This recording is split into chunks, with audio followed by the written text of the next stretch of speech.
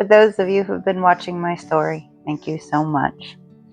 This journey that I have been on has been a long one, filled with much pain, yet also with much joy, as I watched God heal everything I brought to Him. There was just one problem. I was still afraid of Christians. Not from the church I was at. Those people were safe and had walked me through to my healing.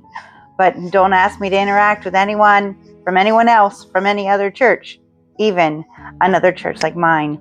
The mere thought of going to another place of worship brought terror to my heart. It was time to face the fact that I had been spiritually abused. In their zeal and wanting to heal me, those in my old church had crossed some pretty big boundaries. But it was time to write out what had happened to me, to face what was done in the name of God, to sort out where their methods got tangled into the abuse from when I was a child. I could not distinguish between the bad God and their supposedly good God. He certainly was not the God of the Bible that I had spent the last 10 years getting to know. But the God we serve is a healer of all things. And here is my story, part 1 of the cleansing, also known as Come As You Are. Emerging from the darkness below, Lily found herself in an alley surrounded by unfamiliar sounds. The fresh smell of the night air filled her nostrils, and she drank it in as she hurriedly glanced around to see if she'd been spotted. Sensing she was alone, she ran to the refrigerator box that lay discarded against the wall. Finding it empty, she climbed inside and pulled the flap closed. She hunkered down to wait for morning. Sometime later, a sweet, soft melody floated down into Lily's hideout. It was the sound of the birds singing outside her cave. She woke and lay still, listening to the beautiful music. Such a wonderful, peaceful song. Filled with an unfamiliar joy, she peered out from her hiding place and looked around for the creature responsible. She spotted a bluebird sitting on the railing a few feet away. Quickly, she scampered out of her makeshift home and leaped toward the bird, causing it to fly away. Her eyes followed its flight up, up, up into the blueness above. Why was it so light out, she wondered. She continued to walk down the path, the light growing brighter. When she reached the end of the buildings that towered above her head, she saw the most magnificent golden sun coming up over the horizon. She had heard rumors about the daylight, but being kept hidden in the dungeon all her life, she never ever dreamed it would be this beautiful. Lily stood gazing at its glory, watching it ascend higher into the sky. She began to feel a tingling in her toes. It spread to her feet and made its way throughout her body, chasing away the chill that had haunted her for years. She danced down the street, having forgotten the bird. She was now enraptured with the brightness of her new existence. She twirled and skidded down the street with not a care in the world. At last, she was free from her dungeon, from the nightmares, from the terrors, from the scary people. There would be no more pain, no more darkness, no more fear. She was finally free. Content, she found a small grassy area to lie down on. Looking up at the clouds in the sky, she drank in the light and warmth of the sun. "Hello there, little one," called out a soft, sweet voice. Lily sat up, pulled her legs in close, and looked around to see who was there. Standing on the far side of the yard was a lady wearing a beautiful dress. She had long, flowing brown hair that blew in the breeze, and her smile lit up her face. "Hello," repeated the lady. Lily sat and watched as this stranger took a step closer. "I'm Amy. What's your name?" Lily remained silent. "Where are you from?" Amy ventured again, getting closer with each passing moment. Lily stared at her, not daring to speak, yet wanting to. She wanted to run over to the lady and throw her arms around her and tell her how beautiful she was. But instead she sat, watched, and waited.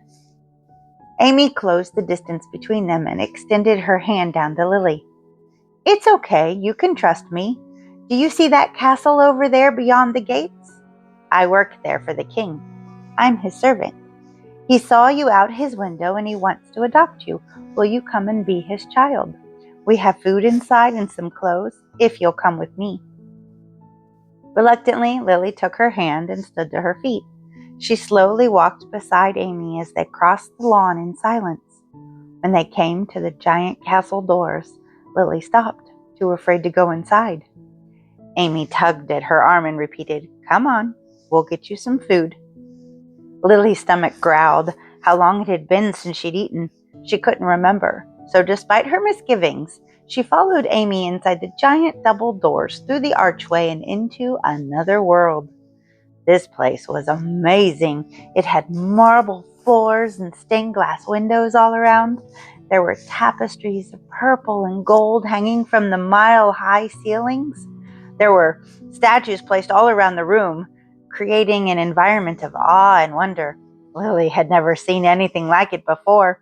Forgetting her misgivings, she let go of Amy's hand and walked across the room to the beautiful colored murals displaying pictures of grown-ups smiling, children laughing, and angels dancing. Calm settled over Lily. Everything was so clean and colorful. Surely only good things would happen here.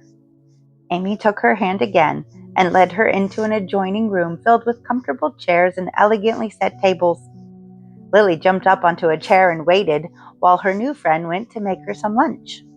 Swinging her legs back and forth, she ventured, "Will you tell me more about the king?" "Oh my, yes, he is wonderful," Amy exclaimed. "Once you get to meet him, you will understand how blessed we are that he loves us.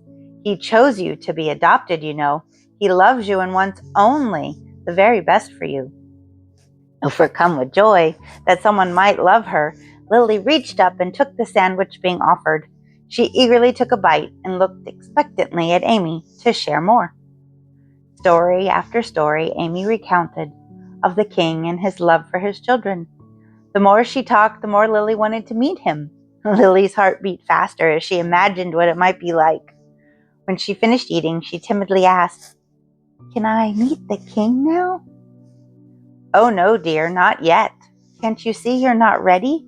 There are things that you must do first." Seeing Lily's expression of sadness, Amy quickly continued, "But do not worry, little one. We will help you. We have all the tools you will need, and before you know it, you will get to meet the king." Lily looked away. A tear slid down her cheek.